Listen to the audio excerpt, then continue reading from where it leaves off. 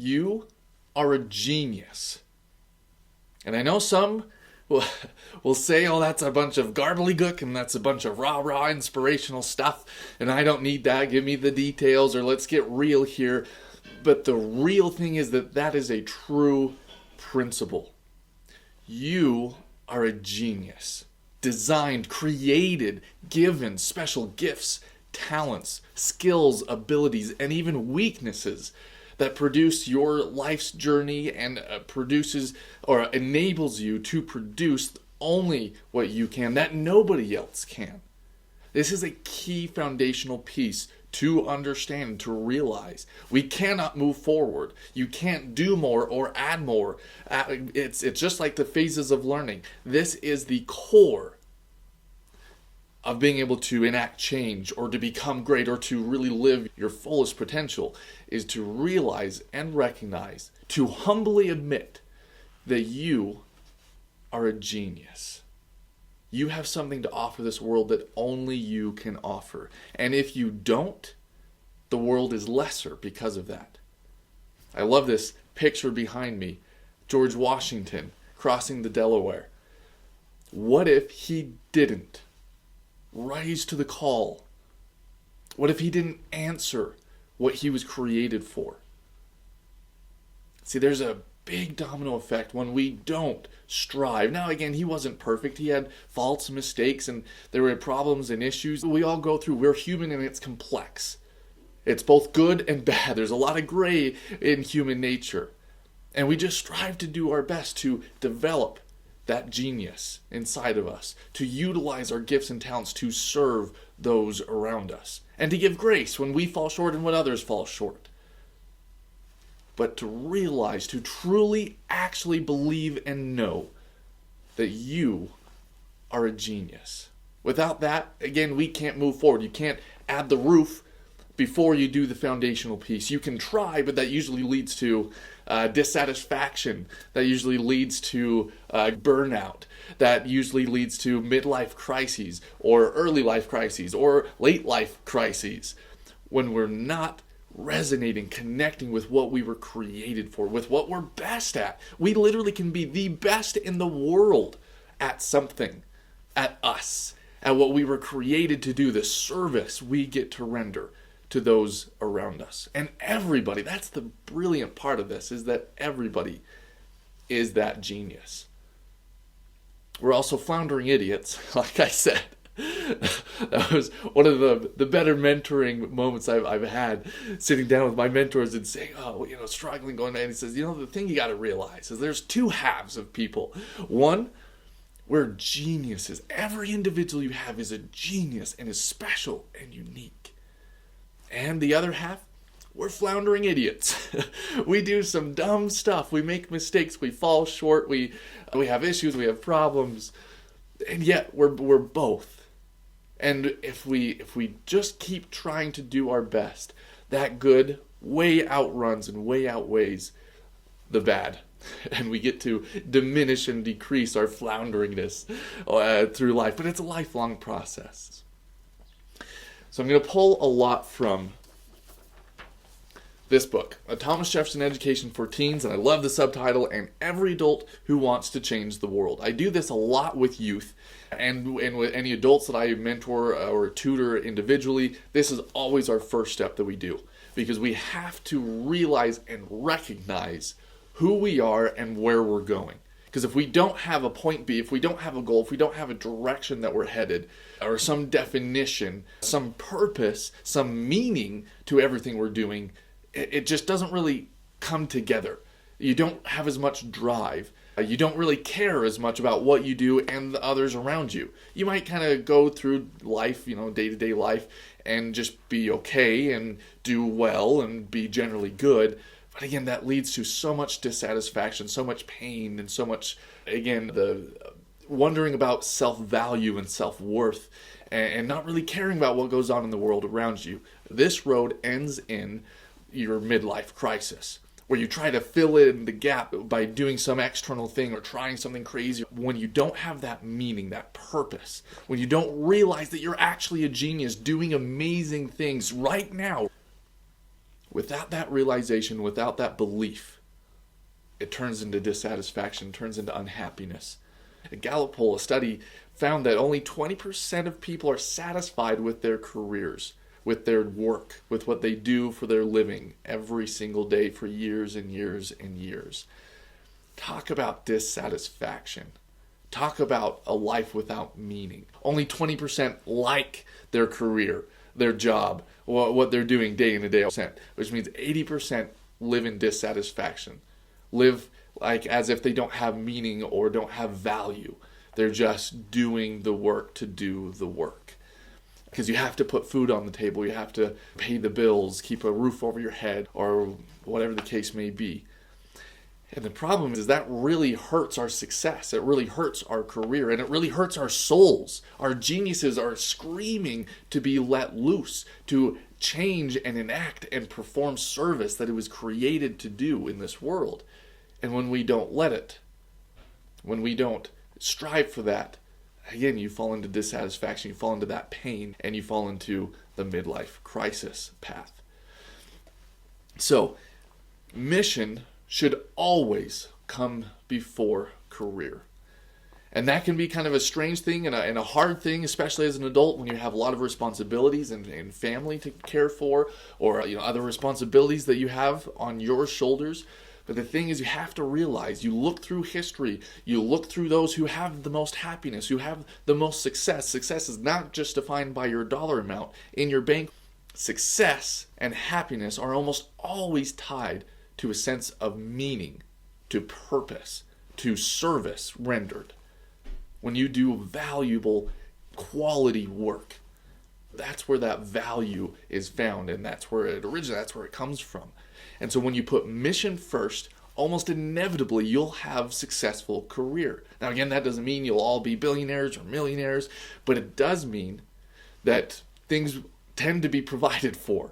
When you're living your genius, when you're in that flow of abundance, God and the universe come together to make sure your mission is fulfilled, that you have your needs met so that you are able to live and fulfill that service you were created to do. Because just think about it. If we're going to our highest allegiance here, don't you think they'd be invested in helping you accomplish the thing that they created you for?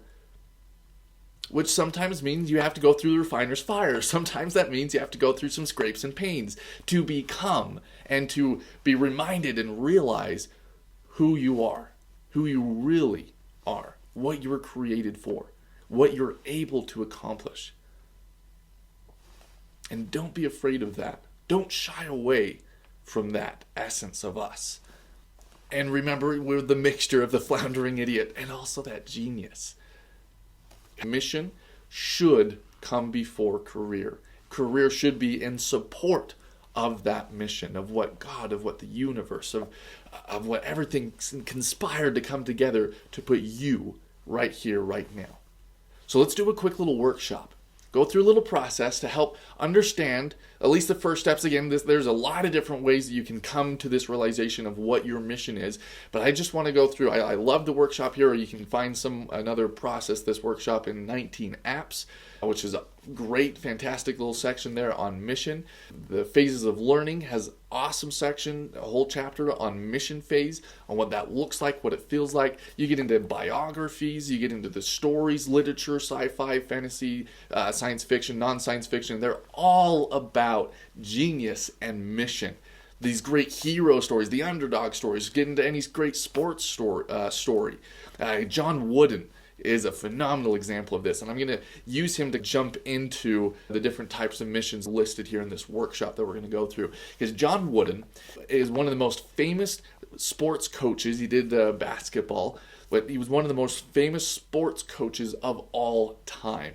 And it's because he loved the game of basketball. He was very good at it when he played individually and then coaching. But why he became so successful and blew all the records away and still holds, after several decades since his retirement, why he still holds so many records is because he put mission first. He put service first and winning and basketball second. Coaching college basketball was only his vehicle to raise up boys into men who had character and integrity and knew that they had worth to give the world if they would serve the world. He called them to a higher purpose of living. He invited them to accomplish great things in their life. And most of them rose to the occasion and accomplished great things because of what Coach John Wooden did. There's story after story, person after person that you can go through history and see how they used the vehicle of their career to produce the result of their mission, what they were called to do, how they were called to lead, what they were created to perform in this life. So pull out TJEd for Teens. Page 45. This is it's a cool chapter. Chapter 3 called Mentors. And it goes through several different mentors, and one of your mentors is mission. That innate piece that we were born with. And so the first thing we're going to do is I'm going to read through this list. You can pause the recording and write it out, but then follow through. But do actually get a blank piece of paper, get a pen, and actually write each of these out. Don't type it out. I recommend writing it out with a pen, with a paper, so that you're really getting engaged and kinesthetically involved in it. You're visual and maybe read them to yourself, but you're going to hear me them read. So we're getting all the senses involved here, because this is powerful stuff. This is important. So here you go. You have your page, have your pen, write these out. Feed the hungry. Clothe the naked. Empower the poor. Educate the ignorant. Promote freedom. Heal the sick. Comfort the lonely. Liberate the captive. Preach the truth.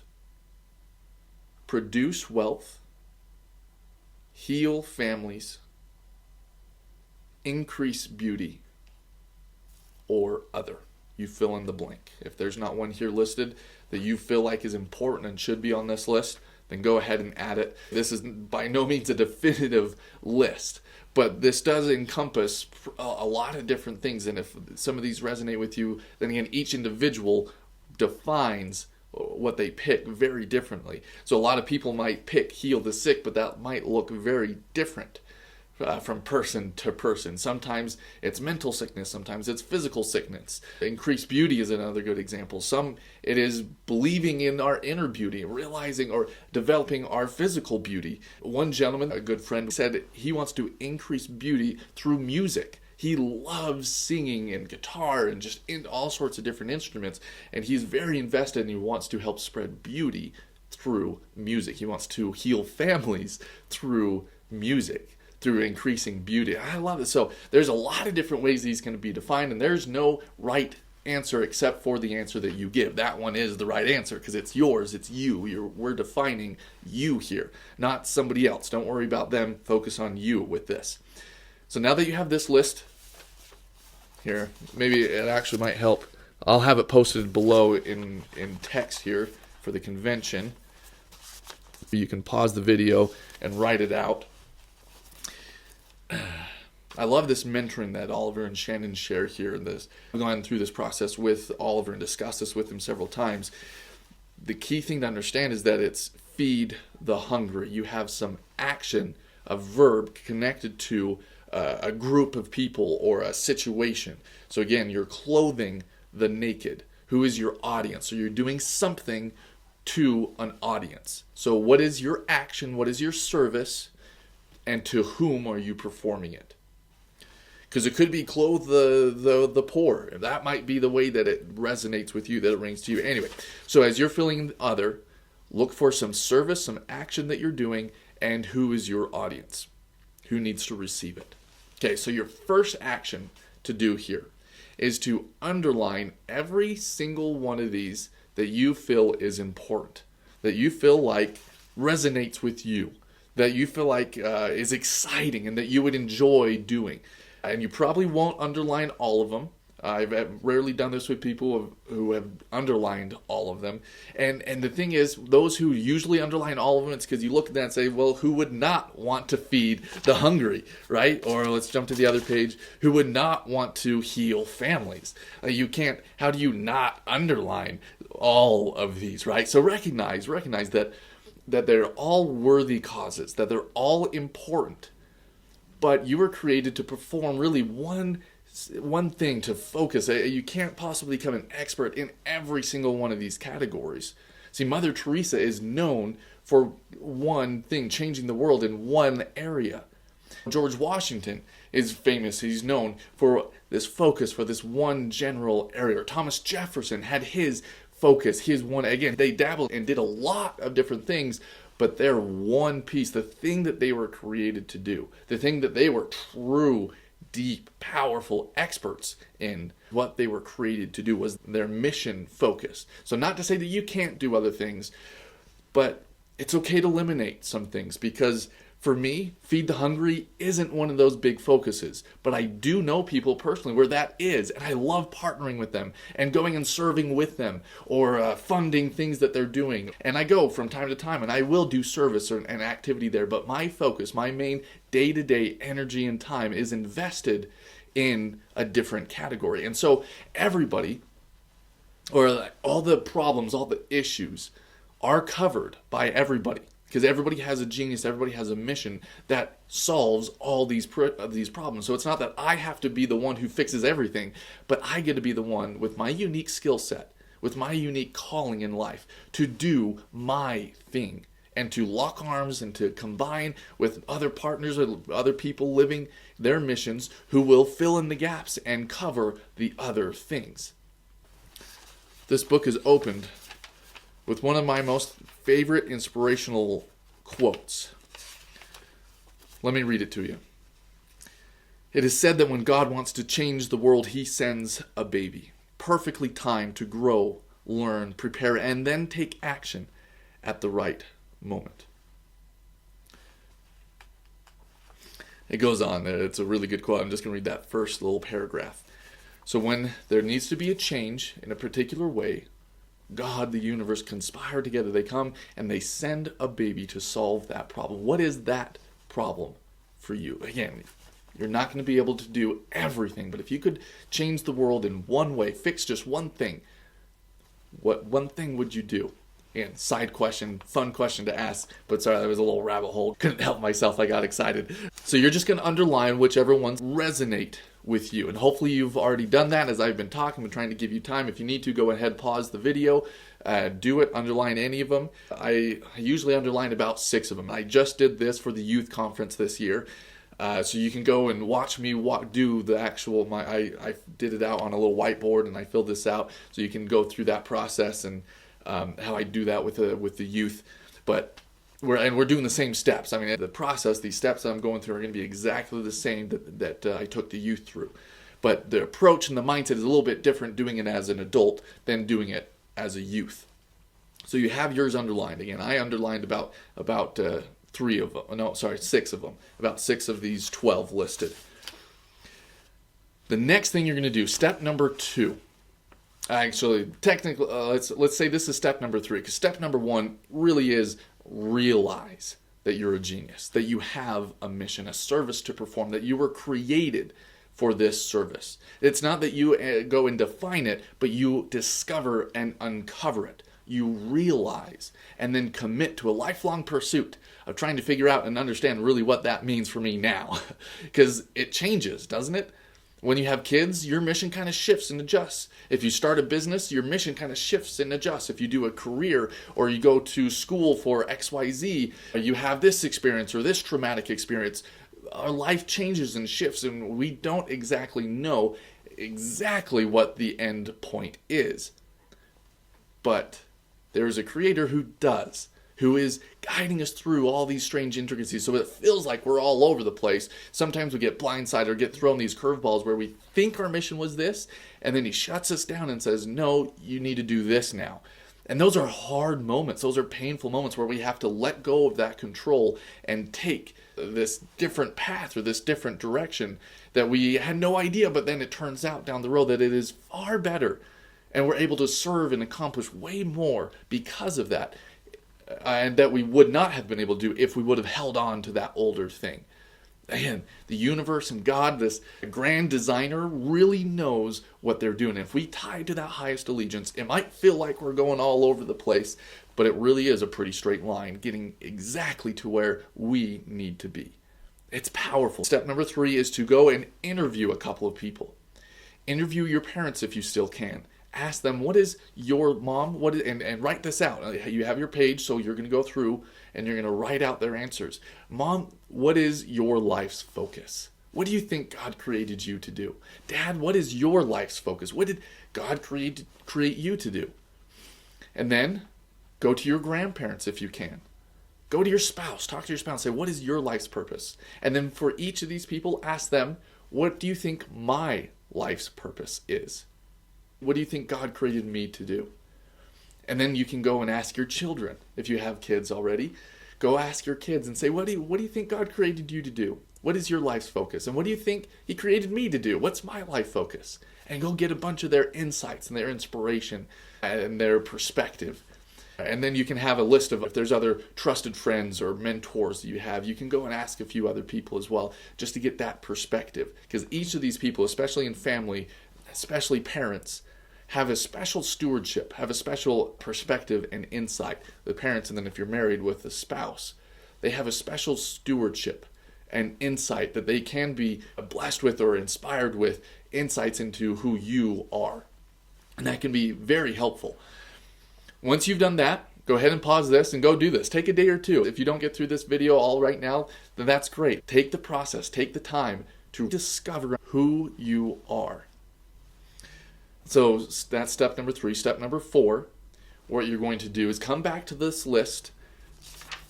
Come back to the mission list. Where is it? I found it. Feed the hungry, clothe the naked, empower the poor, educate the ignorant, promote freedom, heal the sick, comfort the lonely, liberate the captive, preach the truth, produce wealth, heal families, increase beauty or other, and circle 3 of them. Narrow that list of the ones that you underlined and narrow it down to 3. Go ahead and pause this. Really take some time. Maybe go outside, sit under a tree, or to get somewhere where you can meditate or pray or go through your process of receiving inspiration and connecting with your highest allegiance, and seek out and fill out, all right, what are the 3? If I had to narrow these down, what are the 3 that really get to me, that get my heart moving, my emotions stirring, and where I want to serve and help with? This is a cause that just really needs me. And once you've done there, I'm going to move on to step, what are we on, number 5? Yeah, we're on to step number 5. You're going to star one of the 3 that you've circled. Put a star or a box, make it stand out. And this is your one thing. This is your main focus. This is going to be your mantra for life. The yardstick by which you measure everything. Are you in the right career? Well, all right, if my mission is to heal families, am I best able to heal families through the work that I do, whether it's in business, whether it's in politics, whether it's in community, whether it's in the public or private sector, whether it's I'm an entrepreneur or an intrapreneur, whether it's a big business or small business, all those questions, where do I live? How did I treat the kids or my spouse, my family today? You measure that. All right, is that helping heal families? What am I doing? You wake up in the morning, say, how do I feed the hungry today? Every decision you make, saying, all right, this weekend we're going to go on vacation, but what about how can I feed the hungry? Is it going to be recharging, or is it just an escape? Do I need to do the work, or is it time to take relaxation? Or maybe part of the vacation is taking the family and doing some service mission or some service activity, and you are feeding the hungry. Everything you do in life should be colored by what you were created to do. Mission should come before everything. It should color, because it is from our Creator, and is by design what we are to accomplish in life. And when we follow that, when we connect with that, when we commit to that, it improves every other area of our life. We live intentionally, we live excellently, we live for greatness, and we live for service. That means at times you kick back and you relax and you watch some fun movies. That means sometimes you dig in and you work really hard and you don't have as much free time. Sometimes that means you spend a lot of time focusing on family, because that means your external service that you're going to do is way better, and because you're helping raise children who are going to be mission driven, who are going to have great leadership education to be able to change the world in that way. That is our first and foremost core of service, where our mission is called to, is our family unit. And then from there it expands out and expands out and expands out. The inside that family is the first and primary focus of mission. The external one is sometimes easier to invest into, because they're not always there nagging you or leaving Legos on the floor that you step on when you're up at night or up early in the morning. That family unit is more important. Why your mission is called specifically here.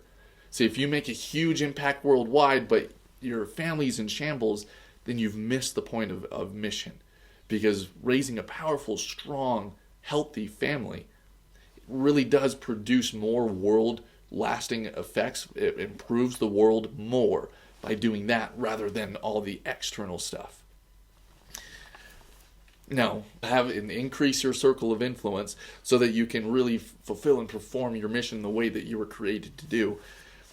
But just recognize and realize that family unit really is the core. It really is the foundational and most important part that we are called to serve, that we're called to impact and influence. So you've realized you're a genius. You've committed to a lifelong pursuit of discovering and following your genius, your mission. You've underlined a bunch of these that are really important. You've circled 3 of them. You've now starred one of them. Mine is liberate the captive. It took me a long time. It wasn't until my early 20s, almost mid-20s, when I realized, when I could put that into words. And that was after I'd read this book once or twice. I'd look and I'd say, oh yeah, that's cool. I think the first time I did it, I either circled or chose liberate the captive or promote freedom. I've always enjoyed and really kind of been drawn that way. But then I kind of moved on with my life. It wasn't until more experience, studying more, mentoring more, and then starting to mentor and tutor others through their education and through their mission. That's where it really started sinking into me, and that's where early on in that process for me, I remember very vividly, very clearly, I stopped and I looked up and I said, this is what I want to do for my life. I want to make an income, I want to provide for my family, I want to be comfortable, and I want to do well, but I want to do it liberating the captive. And so I was sitting there kind of walking down the street on this overcast day. It was a warm day, and I just remember stopping in the middle of the street on this walk, and I looked up and I said, God, is that okay? Can I do that? Am I allowed?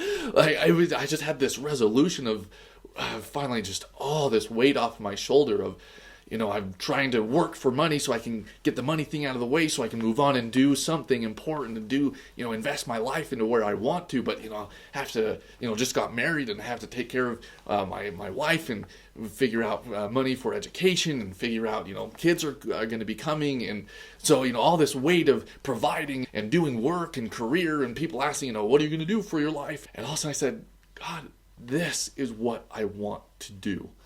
I really do. I want to liberate the captive, and I want to make a living, a career out of doing that.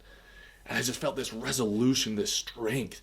And it wasn't really my words. I finally just opened and allowed myself and allowed it to come out and manifest itself. And it was just that confirmation, powerful, very spiritual experience for me, that confirmation of, yes, finally. But at the same time, I was kind of nervous. I'm like, well, is that allowed? Can I do what I want? Just, follow my passion, if you will. And I just like, is that okay? Can I do that? Can I actually make a living, a career out of doing that? And so it was kind of this powerful resolution. I'm like, oh no, but what of all the unknowns? I have no idea how to do that or how it's going to work out or even where to start. And so I had this moment, and then, with that question, it said, finally. Thank you for getting what I've been trying to send you for years. But all that path led me to that moment of being able to finally realize that I was a genius, that I had something to offer, that I was valuable, and that I didn't have to do the mundane, midlife crisis path, but I could choose a path of uncertainty where I had to give up some control in some of my planning.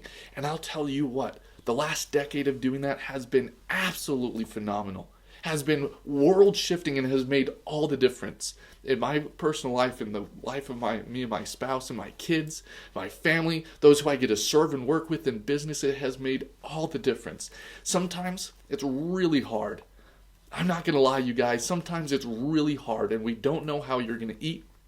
Don't know how you're going to pay the bills. You don't know if you can ever make a big enough difference, because my mission to liberate the captive includes every individual who has lived, who does live, and who will live.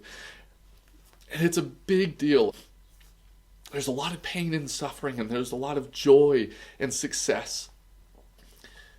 And when you put yourself right in the middle of that battle of improving the world, of changing the world, of dedicating, of giving your whole life to something that you were created for, and not knowing how to accomplish it, guys, you have to get a leadership education if you're going to live a mission-driven life. You have to, because you don't know what tool you're going to need when. And just the very act of going through that process develops you into the person and gives you the thinking to be able to find the solutions, to know how to ask the right question. That's one of the reasons why I love this book. Because when you're stuck, you're trying to figure out what's next. This book helps you ask the right questions and reground around your highest allegiance and attach to it and say, all right, I don't know what it is right now, but I'm going to keep going because I know it's there. I know it'll come. When you take the time, when you have the patience, the creativity, the solutions, they unearth, they come, and right at the right moments, right in the right times, right in the right ways. As it is uncanny how things are just taken care of for you when you live your mission, when you dedicate your life to what you were created for. And it is uncanny how terrifying and how difficult that is sometimes. But it always matters. And it always produces results. Having been through this process many times myself, and having taken a lot of other people through this process, I recognize and I realize after I picked my one, liberate the captive, and as I would write out my mission statements, and I would make statements or, my definition, or as I'd flesh it out, or as I'd find new answers and pieces as I'd studied and worked with people and mentored, I realized that really to define liberate the captive, the other two, that you remember those first three that we circled, the other two defined the different pieces, the two halves really of how I liberate the captive. So for me, I liberate the captive through healing families and educating the ignorant. So the other two in this list that I circled, I liberate the captive through healing families and educating the ignorant. Because as I see it, we don't get freedom. We don't get true freedom. Our souls, our minds, our bodies aren't liberated unless we have those two things. I find that those are absolutely critical and vital. As I've done my research into history and dug into different classics and my heroes, I've found time and time again that if we don't have the right thinking, then we fall into traps and problems, and society usually does very poorly. We have to have that education. We have to take ownership and responsibility of ourselves, and then help spread and help enable and guide people through the process of being able to understand our freedoms, our rights, our principles, proper structures of a balance of human character and integrity, and then finding the proper checks and balances, getting a broad general education, and then committing to a depth phase where you get true expertise in your mission and what you were created to do, in something where you can go and serve people. Again, it's in your vehicle of how you will then enact or enable you to enact or perform your mission. And so I realized that if I don't have the right thinking, and if others don't have the right thinking, we tend to forfeit our ownership. We tend to forfeit our freedoms. But even more than that, if we don't have healthy, strong families, then the next generation loses whatever we intellectually and maybe with the understanding of principles and morality and even strong religious, moral and grounding. We lose all that within 1 to 2 generations if we don't have healthy families. And often that same generation, that same movement, we don't get great education, great thinking, good mindsets without healthy family culture. And so I see that as the recipe of liberation, of freedom, of lasting impact, is having healthy family culture, and a healthy, broad, and deep education. And for me, when we combine those two, that is a perfect storm for any problem. We can overcome any obstacle. We can accomplish anything when we have those two, when we have the right thinking and you have the right healthy family culture.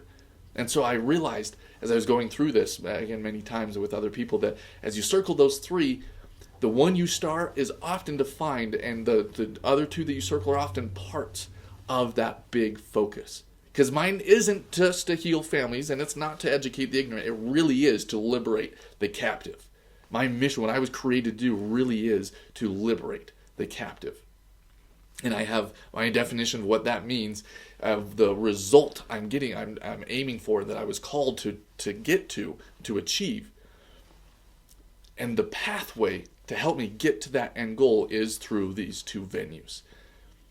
Again, mixed in with my personal actions of what I'm supposed to do myself is more in the liberate captive, but my message to the outside world is to educate the ignorant and heal the families, and to do that for my own family, to do that for my own education, the education of my family, but then to perform a certain service in the world. And so maybe for you, maybe you won't have the three, maybe the other three are just cool, but they're more satellites, they're more other things that you'll kind of touch in as hobbies, or you'll rotate between the three. But that one, maybe that is the full encompassing definition for you. But I've seen often with a lot of people that the other two support that one. So I want to end with reading the TJEd Manifesto. Because now that you've realized and committed to your life's purpose, you've realized that you are a genius. You were created for something. You've underlined this list. All the ones that jump. Maybe it's all of them. Maybe it was only one of them. But whatever the case may be, you've underlined the ones that stuck out to you. You then went and interviewed several people, got their perspective, got their inspiration, got their heart, and you learned about them and what their life's focus is. And then you circled three in that list, or the other, whatever you've added, and then you starred one. And hopefully you feel that resonate with you, that passion, that strength, the resiliency, the calling. Dig into Student Whisper, the chapter on the path. When you receive that call, and then the struggle and the process you go through of fulfilling that call until you get to receive the next call, and you get to grow and go even further and more and beyond. As it's such a special, beautiful thing. Now pull out a blank page. That's step number 6. Pull out a blank page and say, what's next? What's now? What does my mission need from me? So instead of writing your sons, or your daughters, or your spouses, or even your name on the top, write mission, right? Liberate the captive, or feed the hungry, or spread beauty, whatever your main focus mission is, and then write, what does it need from me now? And that's a simple first step to brainstorm what you can do and how to do it. But start with your family. Start doing actions with you individually, with you and your family, and then looking for ways how you can serve in the world in that particular way. And with that, the TJEd Manifesto. An education to match our mission. A movement is sweeping across the world, not of protesters raging in streets, but of families loving and learning in consecrated homes. Of devoted mothers who look into their children's eyes and see future leaders. Of valiant fathers who thirst for greatness. Of youth who feel a stirring in their souls to renounce conveyor belt mediocrity. They hear the call of mission to seek truth, build strong families and communities, spread freedom and prosperity, create beauty, heal society. Their allegiance is clear. They will not compromise their virtue. They will not rest while they see need. They unplug from television and tabloids to immerse themselves in the classics and engage with mentors. They learn because they are inspired, not required. Compelled to grapple with life's most important questions, to earn a leadership education, to innovate solutions for humanity, to learn more, become more, so they can serve more. We are this generation of leaders. We will rise to our potential with an education to match our mission. And we will be the change we wish to see in the world. That is a powerful manifesto. Realize that you have a mission, that you really are a genius, and you were created for something, given the gifts and talents to perform a mission, a service that only you can do. And then go out and live it. Go and do it. And to be able to do it, don't forget to get an education that matches your mission.